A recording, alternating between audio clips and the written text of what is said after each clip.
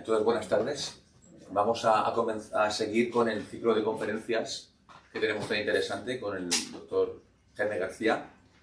Hoy es un tema muy importante, que es sobre la Agenda 2030 y el nuevo orden mundial. Y el último día fue muy interesante, la gente estuvisteis todos muy contentos. Fue un gran éxito por la gente que vino, también muchas visitas online, muchísimas, y gente preguntándonos sobre el tema este. Y entonces fue un primer día de presentación, cuando aún seguiremos bastantes días más, son 5 charlas, que creemos que van a estar muy bien para formarnos. Porque es verdad que cada cual vive su fe donde la vive, en su parroquia, en su comunidad, donde la quiera vivir, pero es bueno estar formados, porque hay un plan maligno, como ahora veremos estos días, que es bueno que estemos formados de forma intelectual, por así decirlo. Entonces estas charlas son muy buenas para tener una idea de cómo está el mundo de parte de gente que sabe muy bien lo que ha estudiado estas cosas, investiga y sabe. De todos modos, sabéis que antes de comenzar somos una asociación católica y queremos hablar siempre desde el punto de vista de la Iglesia. Empezamos siempre con una oración, con un evangelio que un poco nos va a marcar la charla de hoy. Entonces digo este evangelio. Del evangelio según San Juan. Es muy cortito esta vez. Jesús les habló otra vez diciendo: yo soy la luz del mundo. El que me siga no caminará en la oscuridad, sino que tendrá la luz de la vida. Palabra del Señor. Pues fijémonos, la luz del mundo es Jesucristo. Él nos da la luz. Él es la vida. Él nos da a todos alegría y paz. Nos da todo lo que hace falta para vivir. Nos instruye. En cambio, habla este evangelio que también hay tinieblas. Que no solamente es luz. Hay también tinieblas que nos quieren producir justo lo contrario en la persona. Tristeza, oscuridad, tibieza. Entonces, es bueno saber que hay un combate, y ya haremos claro, está el demonio que nos quiere realmente hundir, y está Cristo que nos da la vida, nos da la paz, nos da todo.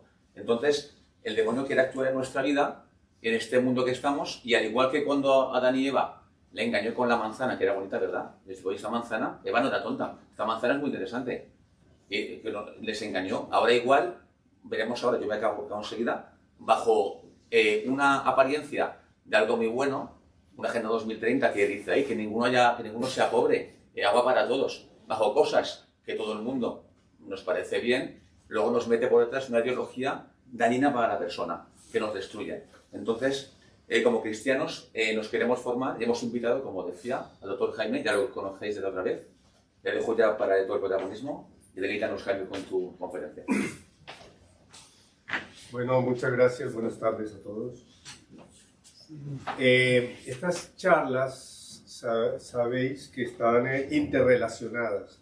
Entonces hay unas cosas que hemos tratado en la sesión anterior que vamos a tener que hacer referencia en esta charla y en las próximas también.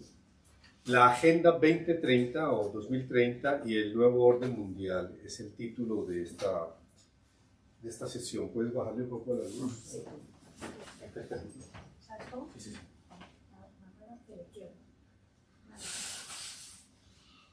¿Así? Sí. ¿Se ves bien? Sí, gracias. Antes de que me olvide, quiero informar o hacer propaganda, digamos así, porque la vez pasada no lo hice, se me olvidó, de una página web que tenemos que se llama Observatorio de la Cultura. Cada uno de vosotros puede perfectamente entrar y buscarla, obscultura.com, OBS, ¿no? obscultura.com de observatorio, y tanto en el teléfono móvil como en el ordenador baja una pestaña. Usted puede poner, por ejemplo, un correo electrónico y ya queda suscrito para recibir semanalmente algunas noticias de las principales que salen en los medios de comunicación, en distintos medios de comunicación, sobre estos temas de los que estamos hablando aquí. Sobre el tema de la hispanidad y la cultura católica, sobre el tema de la agenda global posmoderna, que tiene que ver con la primera charla que hablamos de la revolución cultural posmoderna, la revolución cibernética y el transhumanismo, y fe y ciencia por la vida, la verdad y la belleza. Lo que hay son noticias y algunos videos y algunas recomendaciones de libros y demás. Más adelante pensamos escribir nuestros propios artículos como este, por ejemplo, de lo que estamos diciendo hoy, y colocarlo allí también, pero está a disposición de todos vosotros para que lo podáis utilizar como una forma de estar un poco al día sobre las cosas que están ocurriendo, no solamente en España, sino internacionalmente, sobre estos temas. Y comenzamos entonces con el tema de hoy, que es la Agenda 2030 y el gran reinicio y el nuevo orden mundial, lo que hay detrás. En primer lugar tenemos el punto A, la Agenda 2030 y el gran reinicio. El punto B, antecedentes históricos, maltusianismo y ecologismo hacia una nueva religión mundial. Y en tercer lugar, cómo enfrentarla desde la fe cristiana. Principios que no son negociables. Esto lo habíamos visto rápidamente en la sesión pasada y se trata simplemente de que con ocasión de la pandemia, en el año 2020, la Organización Mundial de la Salud también, pero no era esa, sino el Foro Económico Mundial de Davos, lanzó una iniciativa global que llamó Gran Reset o Gran Reinicio. Gran reinicio de la economía, gran reinicio de la sociedad y gran reinicio también de varias cosas. Y se le ha hecho mucha propaganda a esto. Aquí podemos ver entonces, por ejemplo, a un personaje importante, Bill Gates, que es el fundador de Microsoft y el que tiene también una fundación multimillonaria para financiar estos proyectos relacionados con salud, salud reproductiva y demás.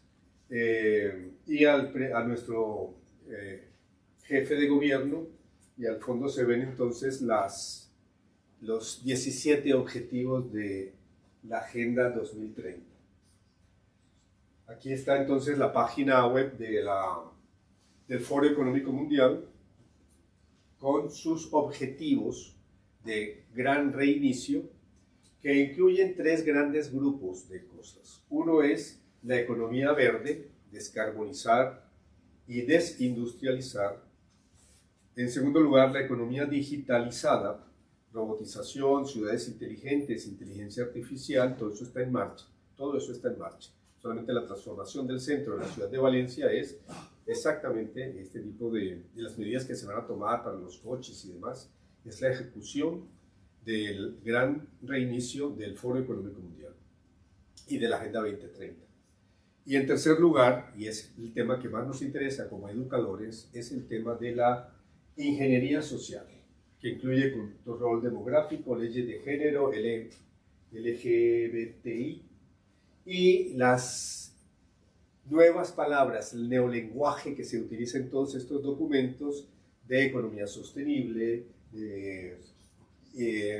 medidas o leyes inclusivas, resilientes y demás. El objetivo general que nosotros destacamos es el fin de la familia natural, de la patria-nación y de la propia identidad personal.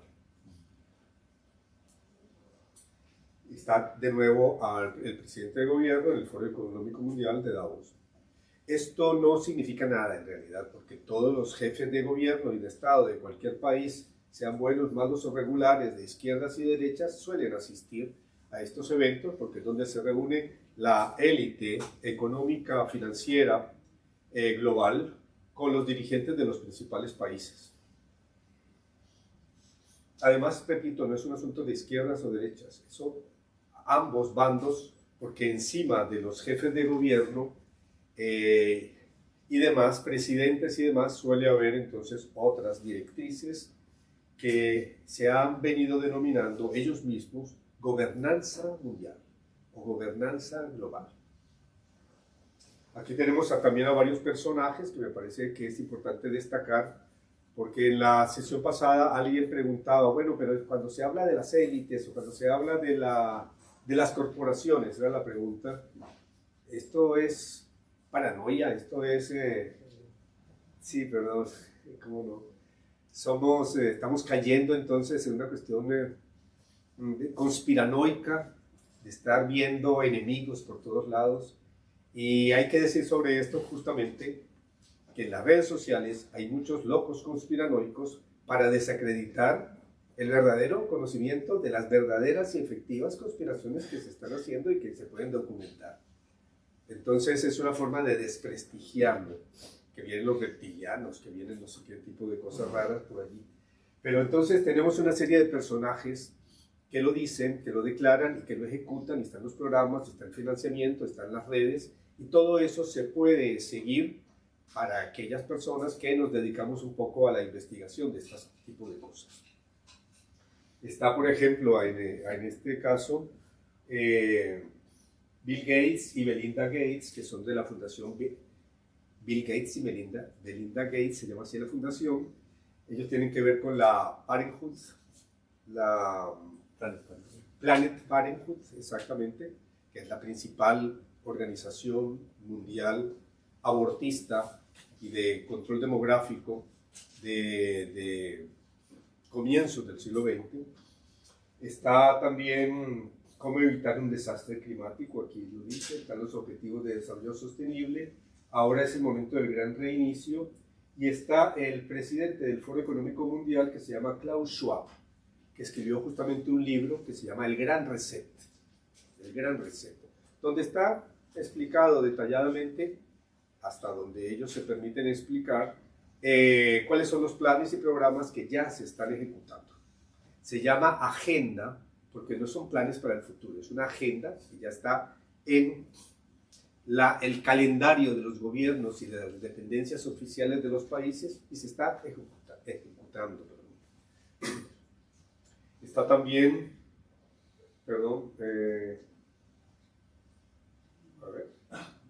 esta señorita que algunos conocen, que se llama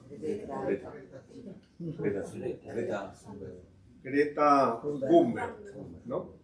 Sí, sueca creo que es, que la lanzaron, una pobre niña que tenía problemas evidentes y diagnosticados además, psicológicos, psiquiátricos, y que fue lanzada a nivel internacional para hacerle propaganda al catastrofismo del cambio climático, que se va a acabar el mundo, etcétera, etcétera. Y ahí está sentada en el Foro Económico Mundial de Davos. Está también este otro señor que se llama George Soros, exactamente. También está en el Foro Económico Mundial de Davos, dando entonces, diciendo cuáles son los lineamientos por los que debe seguir la humanidad, los países, en los siguientes meses, después de que él hace su presentación. Escribió un libro a propósito de la pandemia que se llama La crisis de mi vida, donde dice que esta crisis es una oportunidad de la pandemia, es una oportunidad extraordinaria para cambiar el mundo conforme lo que él ha estado durante toda su vida luchando y utilizando grandes cantidades de dinero de los fondos de inversión que él dirige a través de la Open Society para cambiar la sociedad. Lo traigo solamente para que veamos que no es paranoia, que son planes, que son personas, que son grupos, que son fundaciones, y todo esto está trabajando, no de ahora, desde hace por lo menos 50 años, con la finalidad de cambiar el planeta, de cambiar la humanidad y de reducir la población mundial. Financiamiento de la Open Society en el año 2019, más de $1.000 millones. Más de $1.000 millones en solo un año. Y tenemos en qué ha destinado esa cantidad de dinero la Open Society, las fundaciones. En la práctica democrática y derechos humanos, 27%.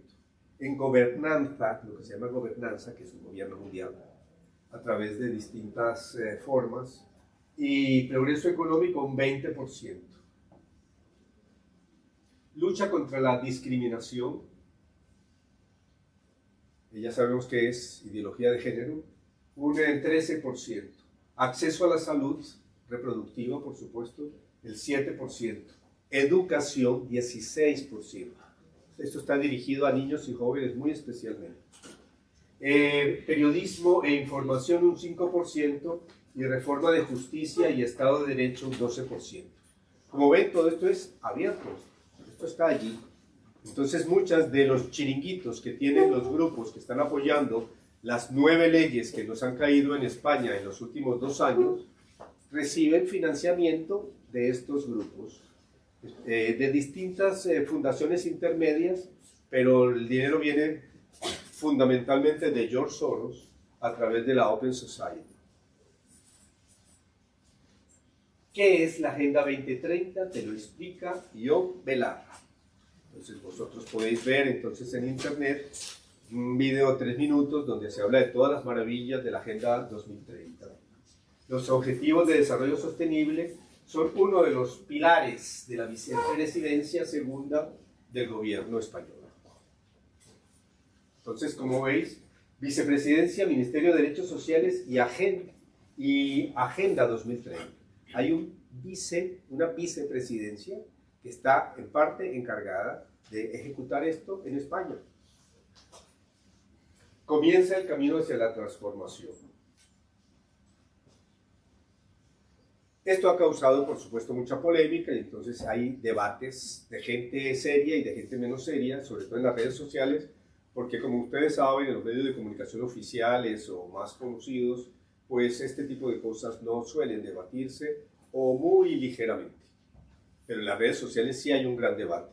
Aquí estamos señalando, por ejemplo, de la agenda destructiva contra la familia, este también es importante, las agendas ocultas de los Objetivos de Desarrollo Sostenible de la ONU, y está hecho por Joseph Meany, que es el director de coordinación internacional de Human Life International. Está también el coronel Pedro Baños, entrevistado por Jordi Wild. Algunas personas puede ser que no conozcan a Jordi Wild, pero los jóvenes seguramente lo conocen muchísimo porque es uno de los grandes, más importantes youtubers que hay en España en este momento, con millones de seguidores. Y el coronel Pedro Baños también importantísimo, aunque ha estado censurado, perseguido, amenazado, etc. Pero es una de las personas que está hablando con sentido común de lo que está sucediendo en España y de lo que nos espera hacia el futuro. Está también el profesor Higinio Marín, doctor en filosofía en la Universidad Catedral Herrera, 6 ideas claves para desmontar la Agenda 2030. Es decir, mucha gente sabe o está informándose o está investigando qué hay detrás de esto, y esto es una cosa más o menos generalizada. Lo cual no significa que hayan sectores que están parcialmente confundidos, por lo que vamos a ver, por la manzana que tenía una bellísima apariencia, pero estaba envenenada o algo así parecido. Tenemos al padre Olivera Rabasi, que estuvo justamente el mes pasado en Valencia, hablando de la Agenda 2030 con Pablo Muñoz Iturrieta, que también es un investigador muy importante, un youtuber importante de habla hispana, pero que vive en Canadá.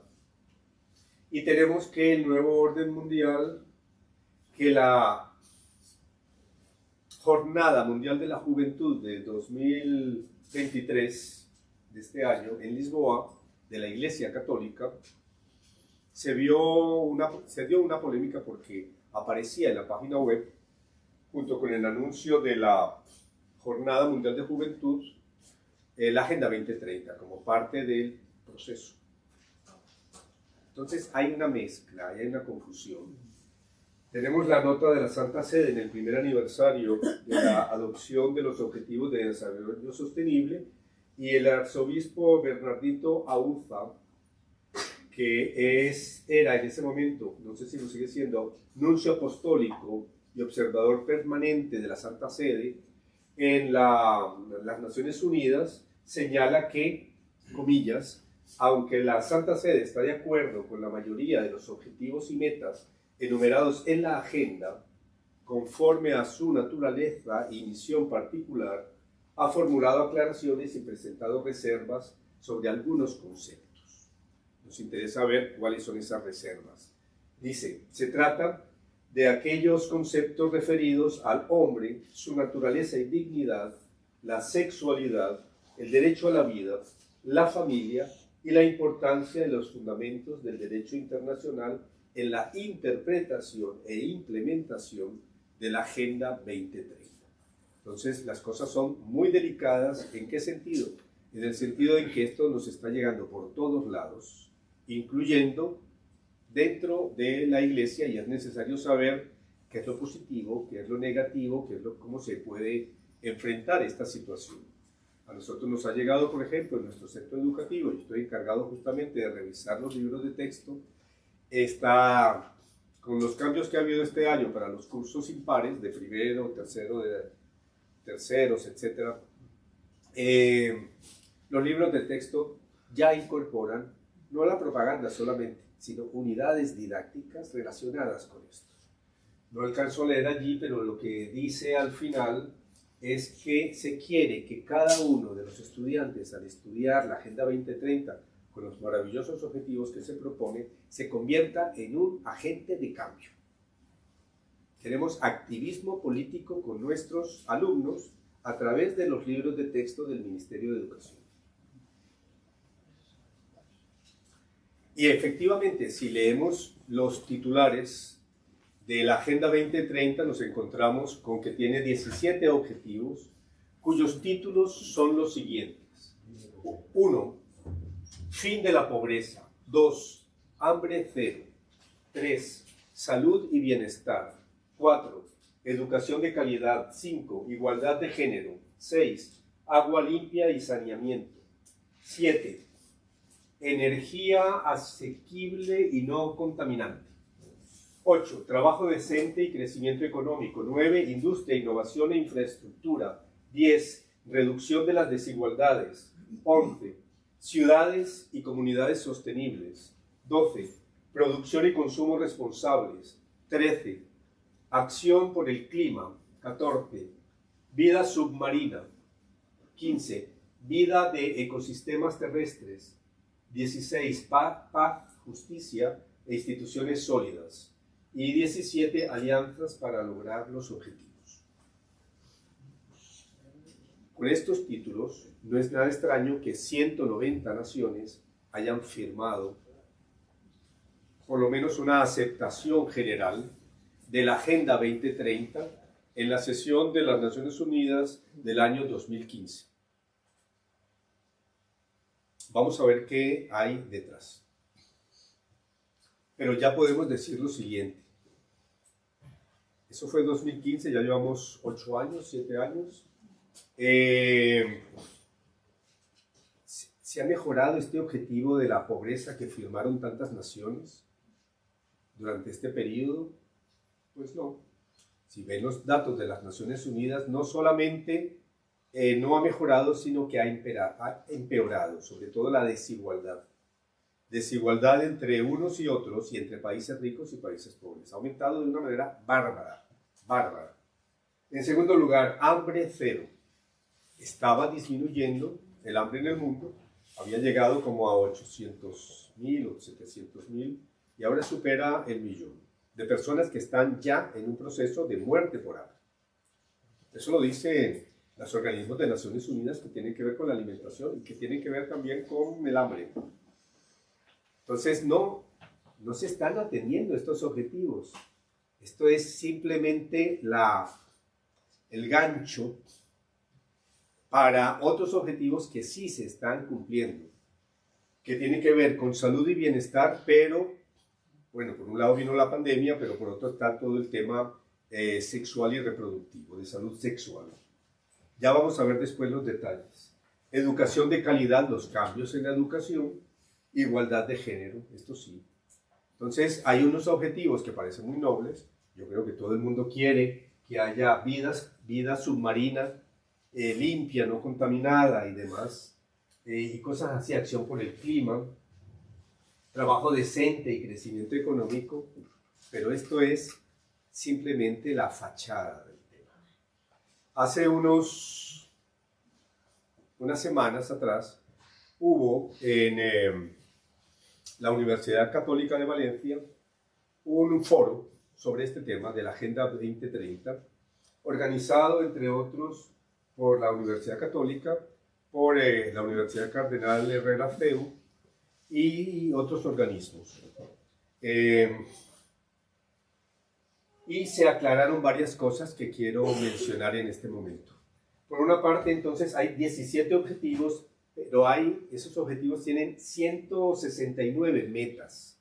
Y cuando ya tú comienzas a leer la letra pequeña, nos sucede muchas veces como con los créditos bancarios, donde podemos ver en la letra pequeña unas cosas que tienen un lenguaje jurídico ambiguo y uno no sabe para dónde van, pero si se pone a examinarlo bien, suelen ser cosas que pueden ser, por lo menos pueden ser muy negativas. Cambio de lenguaje.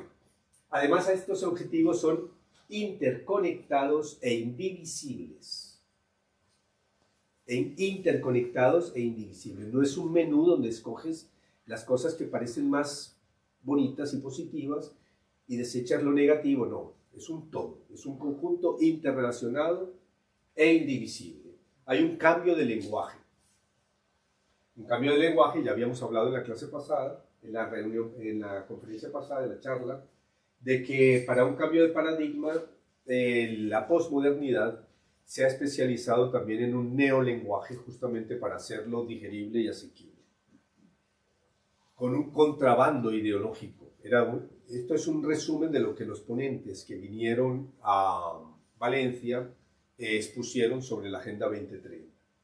Hay un cambio histórico en las Naciones Unidas. Las Naciones Unidas antes justamente era un acuerdo de naciones soberanas donde se proponían una serie de medidas y se tomaban, por ejemplo, los derechos humanos, cómo implementarlos. Todo eso fue hecho desde 1948 en adelante por la Organización de Naciones Unidas, que como ustedes saben se fundó al finalizar la Guerra Mundial por iniciativa del presidente Franklin Roosevelt y los derechos humanos por su esposa Eleanor Roosevelt. Y así, para evitar las guerras y demás. Pero bueno, lo que nos interesa ahora es ver que han cambiado las Naciones Unidas y ahora son expertos internacionales, expertos que están en la puerta giratoria de empresas y corporaciones internacionales que están imponiendo una agenda que las naciones se ven obligadas muchas veces a aceptar por razones diplomáticas, incluyendo la Santa Sede, que es un organismo, sabéis, oficial, aparte de la Iglesia, es organismo oficial de las Naciones Unidas. Ese organismo no es una nación que participa de alguna manera en esta diplomacia, digamos, en términos de derecho internacional con las Naciones Unidas. No es democrático. No, a estas personas no las ha elegido nadie, como los del Foro Económico Mundial tampoco. Sin embargo, dictan una serie de medidas para ser implementadas por los gobiernos de los distintos países. Y además, al firmar en nombre de la nación un convenio internacional, hay una obligación jurídica de realizarlo, que se puede cumplir o no cumplir. Hay países que no están haciendo absolutamente nada por esto y otros que, como España, quieren ser un modelo para los demás de cumplimiento y ejecución de la Agenda 2030. Entonces, estamos hablando de pensamiento único y de ética global. Este término ética global es muy importante para lo que va a venir después. No son estados nacionales, sino gobernanza mundial. Vigilancia y obligación con sanciones orientadas al nuevo orden mundial. Está muy especialmente dirigido a niños y jóvenes, sin ninguna referencia a la familia, sino como ciudadanos globales. Cada vez más el tema de la patria potestad, lo vimos también en la primera charla, la patria potestad, el derecho de los padres a educar a sus hijos, está siendo minimizado, dejado de lado, y las nuevas leyes, como la ley trans, por ejemplo, o la ley de protección a la infancia, limita enormemente el poder de los padres sobre los hijos.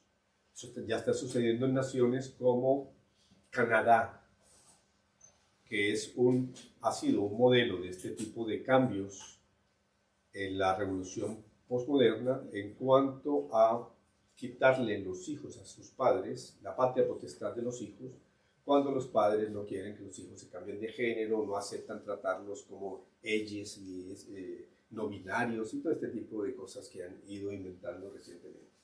Solo se menciona como madre a la madre tierra, centro de todo. Entonces hay una visión gnóstica. una visión gnóstica de la ecología y del ecologismo. La madre tierra, la Pachamama, le dicen los indígenas latinoamericanos, y otros más. Y hay un pensamiento, perdón, y hay muchos creemos que lo que se está imponiendo es una religión laica global. Y tenemos razones para decirlo, ya lo vamos a ver por qué. Gobernanza de redes, corporaciones y élites privadas, orientada a la educación, imposición ideológica. Iglesia e instituciones soberanas deben desenmascararlo, peligro de pragmatismo. En esto ha habido mucha discusión. Repito, estoy haciendo un resumen de lo que se planteó hace un mes en la Universidad de Valencia, la Universidad Católica de Valencia. Y una de las discusiones que hubo es, ¿qué hacemos cuando en nuestros centros educativos vienen los libros de texto y vienen las leyes y vienen las cosas con la Agenda 2030, que aparentemente es una cosa tan positiva? ¿Cómo podemos nosotros oponernos sin pasar a ser simplemente gente que se opone a que se elimine la pobreza en el mundo? Gente que se opone a que haya respeto a las diferencias sexuales y no haya igualdad de género, etc. Entonces mucha gente se siente cancelada con toda esta ideología de la cancelación y toda esta cultura woke, y entonces suelen aceptar como, bueno, no es tan malo, no parece tan malo. Lo que nosotros decimos y estamos realizando en nuestros centros educativos es que no vamos a cerrar el centro ni pelearnos con el Ministerio de Educación, ni poner en peligro la estabilidad de los profes por una tontería de estas, pero es necesario saber exactamente qué es lo que se propone para poder internamente luchar en contra de esto, y tenemos que tenerlo muy claro, muy claro. Quiero poner en un momento nada más, esperando para ver,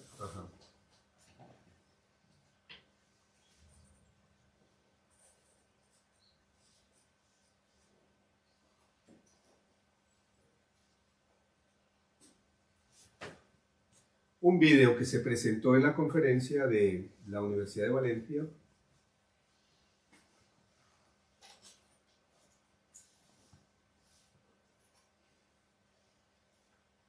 De alguna manera los medios de comunicación, sino la apreciación. Segundo, las características espantoso contra Piqué y que todo el mundo el tema del Valentina Muñoz Rabanal, designada como defensora de los Objetivos de Desarrollo Sostenible por el Secretario General de las Naciones Unidas, Antonio Guterres, y es la primera mujer en América Latina con este reconocimiento.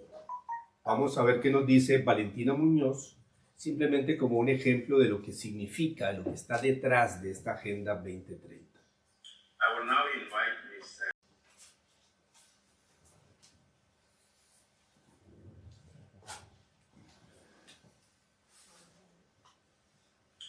now invite Ms. Valentina Muñoz Rabanal. Invitamos a Valentina Muñoz como activista y abogada de derechos digitales en Chile. Mi nombre es Valentina Muñoz, tengo 19 años y eso me convierte con gran orgullo en la defensora de los Objetivos de Desarrollo Sostenible más joven hasta ahora.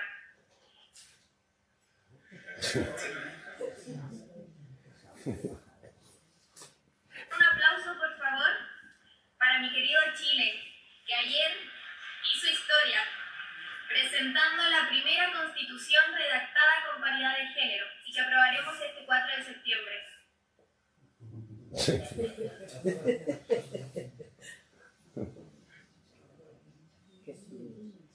Hoy es la pandemia, mañana será una guerra mundial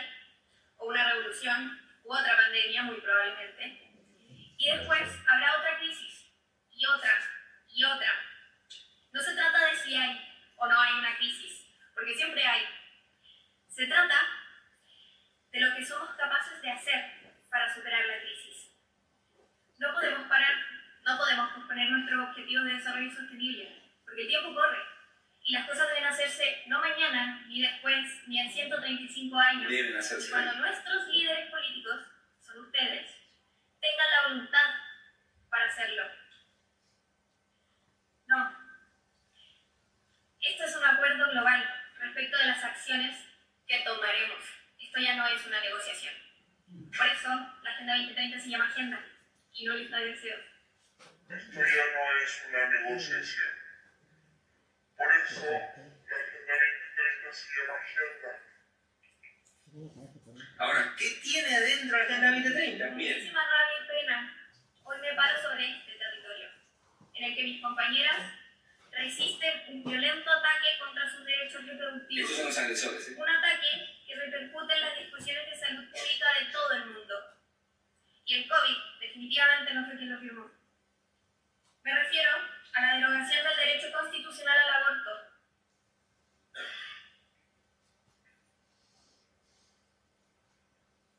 Un derecho que se sustenta en nuestra Agenda 2030. ¿Ok? El derecho al aborto impacta también en los ODS 1, 4, 5, 8, 13 y 16 directamente. Entonces, el discurso es más largo, pero ¿qué es lo que quiero decir? Y voy a apurar porque ya me enseñaron el tiempo. Bueno. Que básicamente cuando uno, está muy bien, cuando uno ve esto, Pero yo me he tomado la libertad de traer esto, que es de Carlos Beltramo, del Instituto de Cultura y Sociedad de la Universidad de Navarra, que era el que estaba allí haciendo la presentación, porque me parece que dice más que cualquier cantidad de palabras que podamos decir. Entonces, la Agenda 2030 no es una lista de deseos, no es algo que se va a negociar, es algo que ya estamos ejecutando y esta nueva generación lo va a hacer por encima de cualquier otra consideración. Miklos Lukács, que también es un investigador importante, vive ahora en Reino Unido, dice que esto es solamente un paso intermedio hacia un nuevo orden mundial y que no es tan importante. Él dice, esto es solamente un paso, pero ya están comenzando a ejecutarse con miras al control demográfico, que es su verdadero fin. Se considera, el concepto que hay detrás es que la especie humana es un parásito que está destruyendo el planeta y su desarrollo económico destruye el medio ambiente y agota los recursos. Por eso entonces se exagera todo el tema ecologista de calentamiento global y demás. Sobre eso hablaremos después.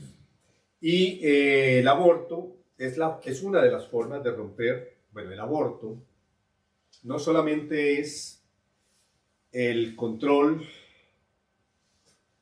de la natalidad, que tiene ese objetivo y lo ha tenido durante 50 años, sino que es una forma de romper en la mente de todos un principio fundamental que es el valor sagrado de la vida.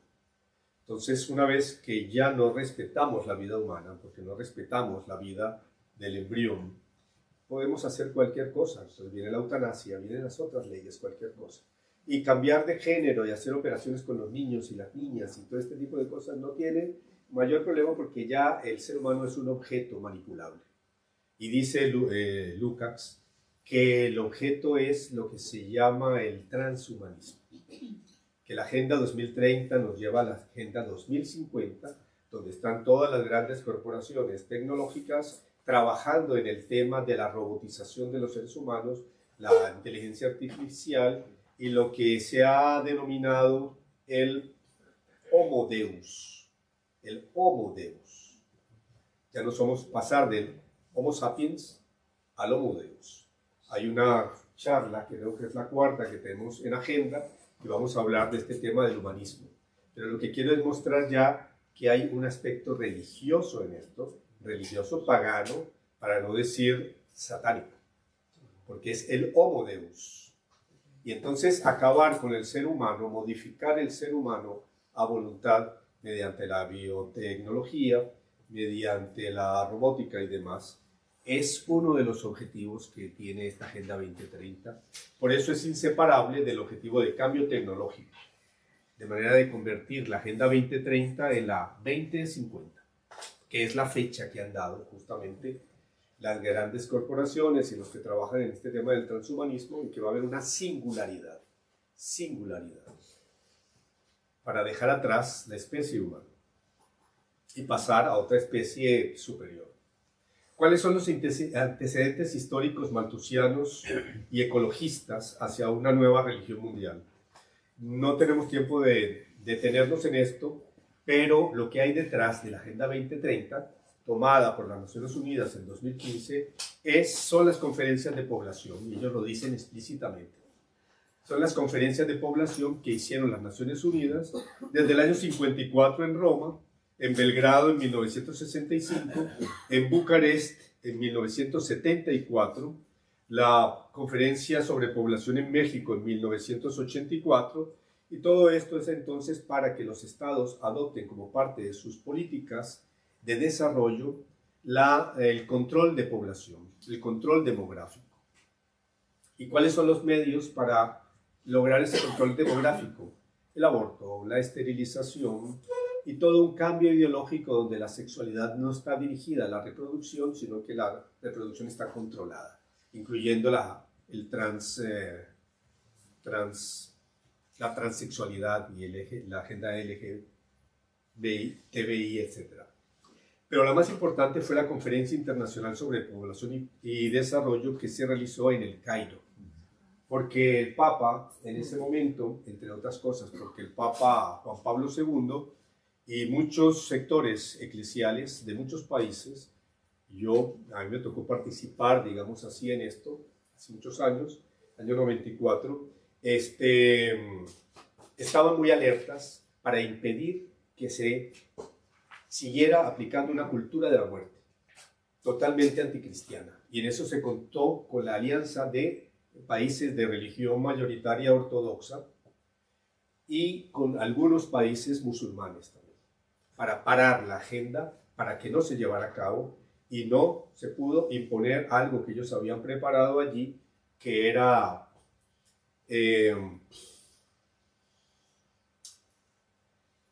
una resolución del Congreso de Religiones, el Congreso Internacional de Religiones, y fue hecho por un teólogo católico llamado Hans King, y a eso nos vamos a referir justamente. Entonces, la conferencia del Cairo es muy importante, que es lo que querían plantear allí: salud reproductiva, empoderamiento, otro neologismo, empoderamiento de la mujer, igualdad de género. Y lo que se estableció entonces es un programa de acción por 20 años a partir de 1994. Eso se revisó en la Asamblea General de 1999 y 2014, y 25 años después, en 2019, hace muy poco tiempo, se organizó entonces en Nairobi una conferencia para evaluar cómo iba el tema del control poblacional, especialmente dentro de la Agenda 2030, porque sus objetivos, todos estos objetivos se incluyeron en la agenda. Entonces, la Agenda 2030 no es nueva, es una síntesis operativa realizada en 2015 de lo que las Naciones Unidas promueven desde los años 70. Entonces, hemos seguido las fundaciones Rockefeller y Ford desde los años 70, promoviendo a través del Club de Roma y de otros organismos internacionales esta reducción de la población mundial. La Organización Trilateral, el Club de Roma y el Foro Económico Mundial. Hay una reordenación explícita por parte de la élite en la Conferencia Internacional del Cairo de 1994, a la que se llegó como conclusión que era necesaria una nueva religión mundial. Y a eso es lo que me voy a referir a continuación. Ellos se dieron cuenta en la reunión del Cairo de que no podían realizar la agenda que tenían preparada de reducción de población mundial sin un cambio en las religiones. El gran obstáculo fue la Iglesia Católica y la cultura de la vida promovida entonces por el Papa Juan Pablo II y su prefecto de la fe, el cardenal Ratzinger. Entonces, ese tándem fue una cosa fundamental para impedir esos objetivos, y desde ese momento entonces se pensó que era indispensable ir hacia una religión mundial, que no se va a llamar religión mundial porque mucha gente entonces no la va a querer, sino hacia una ética mundial, hacia una ética global para la imposición de estas élites. Esta es la página web de las Naciones Unidas, de la Conferencia de Población y Desarrollo, y allí está entonces la cumbre de Nairobi, y está entonces el tema de que la Agenda 2030 es la realización de sus objetivos. La Agenda 2030 no tenía sino 8 objetivos en 2014, cuando se revisaron estas cosas de población, y se le añadieron 9 más, simplemente para poder atraer a los países a que la firmaran y aceptaran este contrabando ideológico de control de población metido con otra cantidad de cosas.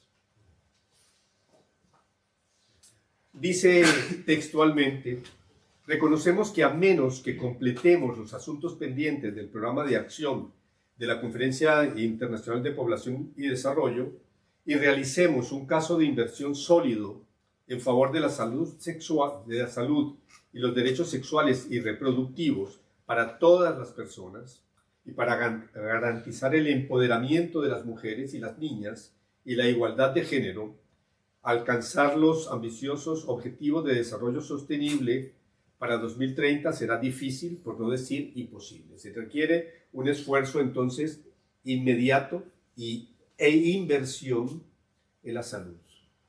Los objetivos principales que este organismo de las Naciones Unidas señala en su página web, y esto está disponible para que todo el mundo lo vea, de la Agenda 2030 son especialmente el objetivo 3, garantizar una vida sana y promover el bienestar para todos en todas las edades.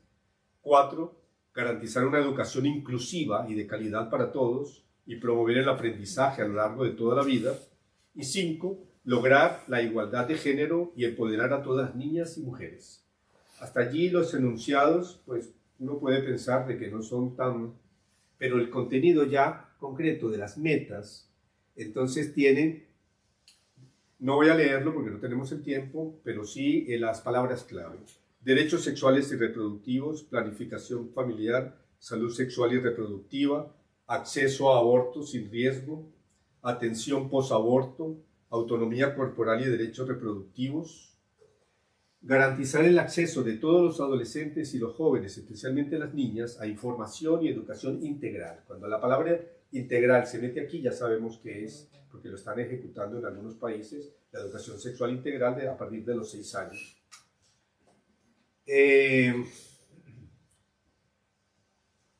Servicios amigables a los adolescentes integrales. Servicios integrales a los adolescentes.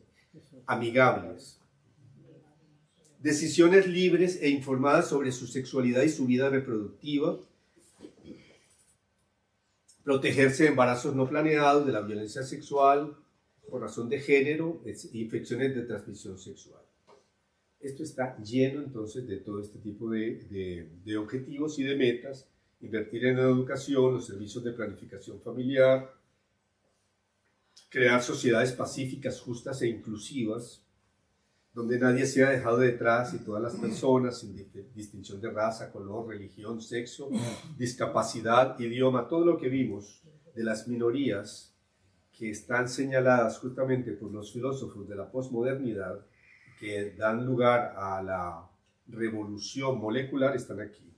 Sí, distinción de raza, de color, de religión, de sexo, de edad, de discapacidad, de idioma, de origen étnico, de orientación sexual e identidad o expresión de género, se sientan valoradas y capaces de moldear su propio destino. Entonces hay una alianza, digamos así, estratégica entre las élites que están promoviendo esto a nivel internacional y los grupos que se llaman de izquierdas o que se llaman marxistas, neomarxismo, marxismo cultural, para lograr estos mismos objetivos.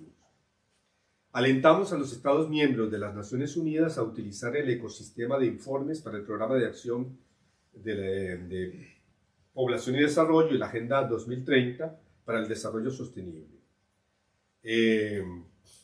La Organización de Naciones Unidas para la Población está trabajando con gobiernos asociados y otras agencias de la ONU para abordar directamente muchos de los objetivos de desarrollo sostenible, en particular el objetivo 3 sobre salud, 4 sobre educación y 5 sobre igualdad de género.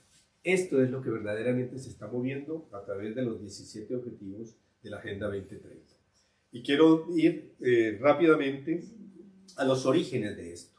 Cuando surgió en la visión de las élites globales, surgió justamente en los años 70 con la globalización. Y en los años 70 con la globalización salió un libro de Paul Ehrlich que se llama La bomba de la población, la bomba poblacional. Esto fue un bestseller mundial alertando de que el mundo no iba a llegar al año 2000 si se seguían consumiendo los recursos por parte de los países pobres, que son los que más se multiplican, África, Asia y América Latina. Y en el año 1974, el secretario de Estado Henry Kissinger estableció como política de Estado de los Estados Unidos lo que se llama el Memorándum Nacional de Seguridad 200, conocido también como Informe Kissinger. El 10 de diciembre de 1974, el Consejo de Seguridad Nacional de Estados Unidos promulgó un documento altamente secreto titulado National Security Study Memorandum, conocido como el Informe Kissinger. 40 años después, para la gente que estábamos detrás de este tipo de cosas, se dio a conocer porque según las leyes estadounidenses, después de 30, 40 o 50 años, los informes oficiales por ley se pueden, a petición del público, hacer públicos. Entonces pudimos conocer que efectivamente lo que se decía que estaba sucediendo, sucedía. ¿Qué era lo que decía el informe? El informe dice claramente que el aumento de población de los países del tercer mundo y el consumo de los recursos de los países del tercer mundo por esa población significa un problema prioritario de seguridad nacional para los Estados Unidos y sus aliados, y que se deben tomar medidas de inmediato. Y de inmediato se tomaron medidas con el Fondo Monetario Internacional, con el Banco Mundial, con la Organización Mundial de Comercio, etcétera, para que los países que no ejecutaran planes para controlar su población, llámese aborto seguro, llámese esterilización masiva, medios artificiales de control de la natalidad difundidos por todos lados y educación, entonces no recibían los empréstitos, no recibían los créditos, etc. Servidor, me tocó esto porque yo trabajé directamente, no lo he leído, sino que me tocó vivirlo, como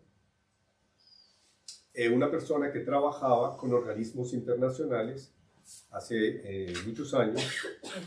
Cuando terminé mis estudios de licenciatura, hice después unos estudios superiores de planificación del desarrollo. Entonces me tocó trabajar con varios gobiernos hispanoamericanos como asesor de organismos internacionales, y una de las cosas que vi fue justamente esto, de que era una política ya oficial, se decía que era el informe Kissinger, pero no lo pudimos tener sino muchos años después, para controlar la población mundial. No toda la población mundial de los países de Asia, África e Hispanoamérica, para poder controlar sus recursos. Salió un libro del Club de Roma que se llama Los Límites del Crecimiento, esto fue en los años 70 y también fue un bestseller y por todas partes se difundió, etcétera, etcétera, en 1974, donde se decía que era necesaria una autoridad mundial que imponga un crecimiento cero de la economía, sobre todo en el tercer mundo. Crecimiento cero de la economía para no gastar los recursos y de la población. Y para el presidente Jimmy Carter se organizó entonces en Estados Unidos lo que se llamó el Informe Global 2000, donde se decía que era necesario reducir drásticamente, inmediatamente, la población mundial a 2.000 millones de personas. En ese momento creo que habían 5.000 millones de personas. 2.000 millones de personas para el año 2000 si queríamos sobrevivir. ¿Quién dirigió el Informe Global 2000? El señor Gerald Barney, que después entonces se fundó para él el Instituto Millennium, para llevar a cabo un seguimiento de los objetivos del Global 2000. ¿Y con quién trabajó este instituto? Con un teólogo católico muy famoso que se llama Hans King. Hans King, compañero de trabajo de Ratzinger en la Universidad de Tubinga, justamente. ¿Qué dice? Esto todo está documentado. Entonces lo que dice Barney es que para poder ejecutar los planes de Global 2000 se necesita una modificación en las religiones, un cambio en las religiones, especialmente la religión católica, que era la principal oponente a sus proyectos malthusianos. Y habla entonces de dos documentos fundamentales, dice Barney, el que dirigió el Global 2000, que son Hacia una ética global y la Carta de la Tierra. Entonces, Hacia una ética global lo hizo, es un documento que hizo en el año 93 el señor Hans King, financiado por estos grupos internacionales y a través de una reorganización que se hizo de lo que se llama el Congreso de las Religiones del Mundo. Congreso de las Religiones del Mundo, para meter a todos en este paquete global e imponer entonces la agenda de él. Y la Carta de la Tierra, ustedes saben, es una cosa que se hizo primero en Río de Janeiro, en el año de 1992, cuando se cumplían 500 años del descubrimiento y evangelización de América. Se hizo simultáneamente entonces todo un trabajo, porque la Conferencia Episcopal Iberoamericana estaba trabajando en los 500 años de la llevada del cristianismo a América. Entonces en Río de Janeiro se hizo fue otra cosa, la defensa de la Pachamama, de la Madre Tierra y la Carta de la Tierra. Aquí está entonces Hans King. Para esto se hizo una institución que funciona en Alemania, que dirigió Hans King hasta su fallecimiento, que se llama ¿cómo se llama? El Weltethos en alemán, la ética global. Está la Declaración hacia una ética global del Departamento de las Religiones del Mundo, y está esta nota que me pareció importante traer. En 1979, antes de que llegara Ratzinger a la Congregación para la Doctrina de la Fe, la Santa Sede le retiró la licencia a King para enseñar teología católica debido a su libro Infalible, una pregunta donde cuestiona el dogma de la infalibilidad de la Iglesia. King ha sido muy polémico a lo largo de toda su carrera, nos dice la Wikipedia. No lo traigo como una fuente seria de información, sino porque es lo que todo el mundo está viendo. ¿Qué dice? King ha sido muy polémico a lo largo de toda su carrera, ha acusado al magisterio de la Iglesia Católica de autoritarismo y de censura frente al debate eclesial.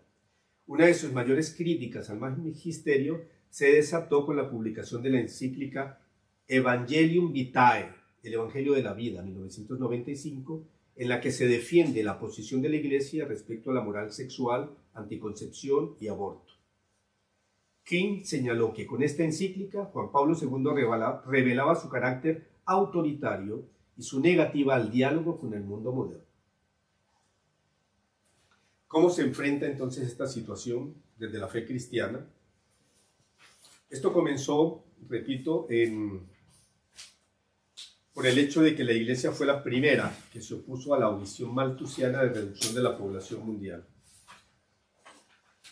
con especialmente unas encíclicas de Pablo VI en los años 78 y 79, que son la Populorum Progressio y la Humanae Vitae. Populorum Progressio, que sobre el progreso de los pueblos, y la otra sobre la vida humana, en que decía, al defender la moral conyugal en su integridad, la Iglesia sabe que contribuye a la instauración de una civilización verdaderamente humana. Ustedes saben que después de esta encíclica hubo tal campaña en contra de Pablo VI que él suspendió sus viajes, no volvió a viajar hasta su fallecimiento 10 años después. Y otros problemas que hubo allí en el Vaticano, porque la campaña fue brutal en contra de la Iglesia Católica. Juan Pablo II interviene entonces justamente en la conferencia de población contra los objetivos de la conferencia de El Cairo 1994 de Población y Desarrollo con esta carta que envía a la Secretaria General de la Conferencia Internacional de la ONU sobre Población y Desarrollo, donde dice que la Iglesia en defensa de la persona humana se opone a la imposición de límites del número de hijos, a la promoción de métodos de control de natalidad que separan las dimensiones unitiva y procreadora de la relación matrimonial y son contrarios a la ley moral inscrita en el corazón del hombre y que atentan contra el carácter sagrado de la vida. Entonces habla de la esterilización, de la política demográfica y del aborto como política demográfica, que es una barbaridad. Y luego entonces el cardenal Ratzinger, ya hecho pontífice, Benedicto XVI, presenta, no una vez, varias veces, principios que no son negociables. Esto es un discurso del Santo Padre Benedicto XVI a los participantes de una jornada política. Por lo que atañe a la Iglesia Católica, lo que pretende principalmente con sus intervenciones en el ámbito público es la defensa y promoción de la dignidad de la persona. Por eso presta conscientemente una atención particular a principios que no son negociables. Entre estos pueden destacarse los siguientes: protección de la vida en todas sus etapas, desde el momento de la concepción hasta la muerte natural, el reconocimiento y promoción de la estructura natural de la familia como unión entre un hombre y una mujer basada en el matrimonio, y su defensa contra los intentos de equipararla jurídicamente a formas radicalmente diferentes de unión, que en realidad la dañan y contribuyen a su desestabilización, oscureciendo su carácter particular y su irreemplazable papel social. Protección del derecho de los padres a educar a sus hijos. Y añade, estos principios no son verdades de fe, aunque reciban de la fe una nueva luz y confirmación, sino que están inscritos en la misma naturaleza humana y por lo tanto son comunes a toda la humanidad, no son solamente para los creyentes, para toda la humanidad. Entonces es muy importante, y me he querido detener en esto, porque gran parte de la campaña que hubo en contra del cardenal Ratzinger en su momento, como Panzercardenal, el nuevo inquisidor de la nueva Inquisición, o después como papa también se hablaba del el perro de Dios, no sé, etcétera. Toda la campaña que hubo contra Ratzinger, primero como cardenal, aliado con el Papa Juan Pablo II y luego como Benedicto XVI, tiene que ver exactamente con esto. Era la piedra en el zapato, era el gran obstáculo a los planes globalistas que quieren llevar a cabo. Y por eso entonces la operación de Hans King, cuando el Papa Benedicto XVI comienza su pontificado, unos meses después se presenta Hans King, su antiguo compañero, y pide una reunión con él. El Papa se reúne con él varias horas y emiten un documento, un comunicado conjunto, que es muy interesante leerlo, no tenemos tiempo aquí de hacerlo, pero donde Hans King habla entonces de la necesidad de una ética global en que la Iglesia tiene que actualizarse, porque esos eran los objetivos del Concilio Vaticano II, supuestamente, y el Papa Ratzinger lo que dice es, un objetivo del papado es la defensa de la vida. Está clarísimo de que ese era el tema. Tenemos otras cosas sobre Ratzinger. Yo estoy escribiendo un primer informe sobre este tema, porque esto no se conoce normalmente, no se difunde mucho, de todo lo que es la defensa de la vida por parte de Juan Pablo II, del cardenal Ratzinger y después de Benedicto XVI, y los planes de las élites y por qué las élites los han odiado al punto de 3 atentados contra Juan Pablo II.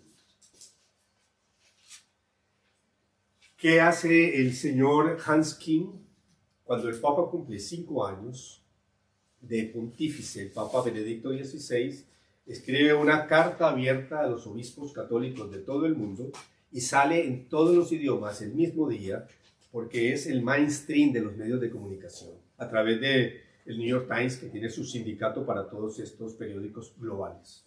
¿Y qué le dice a los obispos de todo el mundo Hans Kim? Dice: Joseph Ratzinger, ahora Benedicto XVI, y yo fuimos entre 1962 y 1965 los dos teólogos más jóvenes del concilio.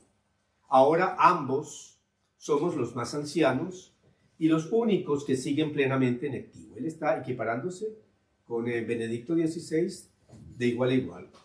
Yo siempre he entendido también mi labor teológica como un servicio a la Iglesia. Por eso, preocupado por esta nuestra Iglesia, sumida en la crisis de confianza más profunda desde la Reforma, os dirijo una carta abierta en el 5º aniversario del acceso del pontificado de Benedicto XVI.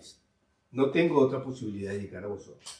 Entonces dice que los grandes desafíos de nuestro tiempo, el pontificado se presenta cada vez más como el de oportunidades desperdiciadas. Y comienza a atacar a Benedicto XVI. Dice: se ha desperdiciado la oportunidad de ayudar a los pueblos africanos en la lucha contra la superpoblación, que es casualidad, aprobando los métodos anticonceptivos y en la lucha contra el SIDA, admitiendo el uso de preservativos. Y otra serie de hechos donde él dice que este pontificado de Benedicto XVI, 5 años después de iniciado, es un desastre. No solamente eso, sino que un día después de la dimisión del Papa Benedicto XVI del pontificado, Hans Kim, de nuevo, en todos los periódicos del mundo, simultáneamente en todos los idiomas, publica una primavera vaticana. Esto es el 1 de marzo de 2013. El Papa había hecho efectivo su retiro el 28 de febrero, un día antes. Está en El País, por supuesto, que es el periódico globalista de España. Una primavera vaticana. La Iglesia necesita un Papa abierto a la modernidad y que defienda la libertad. Un grupo de cardenales valientes debe enfrentarse a los sectores más inflexibles de la jerarquía y exigir un candidato con este perfil. Y añade lo siguiente. Bueno, comienza el artículo diciendo: la primavera árabe, que sacudió toda una serie de regímenes autoritarios, Ahora que ha dimitido el Papa Benedicto XVI, ¿será posible que ocurra algo similar en la Iglesia Católica? Una primavera vaticana. Esto circuló en todos los idiomas, por todos los países del mundo. Y entonces dice que si el próximo cónclave elige a un Papa que vuelva a lo de siempre, la Iglesia nunca experimentará una nueva primavera, sino que caerá en la edad de hielo y correrá el peligro de encogerse hasta convertirse en una secta cada vez más irrelevante. Estamos en 2013. Resulta que en 2016 Wikileaks publica una serie de cartas, de correos electrónicos de la candidata presidencial estadounidense Hillary Clinton un mes antes de las elecciones de 2016, o sea, en octubre. Y entre esas cartas que publica hay una serie de cartas donde un grupo relacionado con el Partido Demócrata está organizando lo que llaman la Primavera Vaticana. Le llaman así, la Primavera Vaticana. ¿Y en qué consiste? Consiste en demoler las instituciones, igual que lo que estaban haciendo ellos mismos, porque ella era la secretaria de Estado del presidente Obama y la que dirigió las primaveras árabes contra todos los países para cambiar el régimen. Y quieren hacer un cambio de régimen de la Iglesia Católica como si la Iglesia Católica fuera un movimiento político. Afortunadamente, sabemos que la Iglesia Católica no es un movimiento político. Afortunadamente, sabemos que los cardenales y el Papa son una cosa muy distinta de los partidos políticos. Y afortunadamente, nuestro Papa Francisco ha defendido la vida hasta el momento, ha defendido totalmente la vida, a pesar de todas las fuerzas internas que debe tener dentro y fuera de la Iglesia para que cambie de opinión. Entonces tenemos que ser conscientes, si somos cristianos adultos, de qué es lo que está ocurriendo y cómo tenemos que orar por nuestro pontífice y al mismo tiempo apoyar esta dirección, la continuidad de la fe, porque es la continuidad de la fe de la Iglesia. Wikileaks destapa los emails anticatólicos del equipo de Hillary Clinton y su desprecio a la iglesia. Un plan de primavera católica frente a los dictadores medievales. Y todo este tipo de cosas. Todo eso está allí. Primavera católica, Hillary Clinton. Y una vez que llega el presidente Trump, un mes después de su acceso al poder, en 2017, en febrero, un grupo de destacados católicos piden que investigue esta operación contra la iglesia que se ha llamado Primavera Católica, porque se quitaron los fondos al IOR, al organismo al Banco del Vaticano, una serie de cosas que hubo en ese periodo. Quiero terminar entonces con unas frases de Benedicto XVI. Un mes antes de anunciar su renuncia al pontificado por motivos de salud o de debilidad, el Papa Benedicto XVI da el 21 de diciembre de 2012, recuerden que renunció a mediados de febrero de 2013, dos temas en el discurso de los cardenales: la defensa de la familia, futuro de la humanidad y los límites del diálogo interreligioso. Justamente los dos temas de Hans King. Sobre la familia dice: en la lucha por la familia está en juego el hombre mismo. Se hace evidente que cuando se niega a Dios, se disuelve también la dignidad del hombre. Quien defiende a Dios, defiende al hombre. En la lucha por la familia está en juego el hombre mismo. Y dice sobre el diálogo interreligioso: la Iglesia representa la memoria de ser hombres ante una cultura del olvido. En el diálogo interreligioso, lo que ella ha reconocido como valores fundamentales, constitutivos y no negociables de la existencia humana, lo debe defender con la máxima claridad. Este es el último discurso que da el Papa Benedicto XVI como Papa, aparte del de su renuncia. Y en su testamento espiritual, que se publicó en enero de 2023, luego de su fallecimiento el 31 de diciembre anterior, dice: lo que antes dije a mis compatriotas, lo digo ahora a todos los que en la Iglesia han sido confiados a mi servicio. Manteneos firmes en la fe, no os dejéis confundir. He visto y veo cómo de la maraña de hipótesis ha surgido y vuelve a surgir lo razonable de la fe. Jesucristo es verdaderamente el camino, la verdad y la vida. Y la Iglesia, con todas sus insuficiencias, es verdaderamente su cuerpo. Quería terminar entonces con estas palabras de Benedicto XVI y señalando también, recomendando una carta pastoral de Monseñor Juan Antonio Reis Pla, que se titula Caminar juntos siguiendo fielmente a Jesucristo, a Cristo y a la Iglesia, de septiembre de 2021, donde él resume un poco todos estos problemas de Agenda 20, bueno, lo menciona de paso, no entra en el diagnóstico, digamos así, sino que va un poco a cuál es la actitud del cristiano frente a esta revolución cultural posmoderna, Agenda 2030 y demás que estamos viviendo, en España particularmente. Muchas gracias.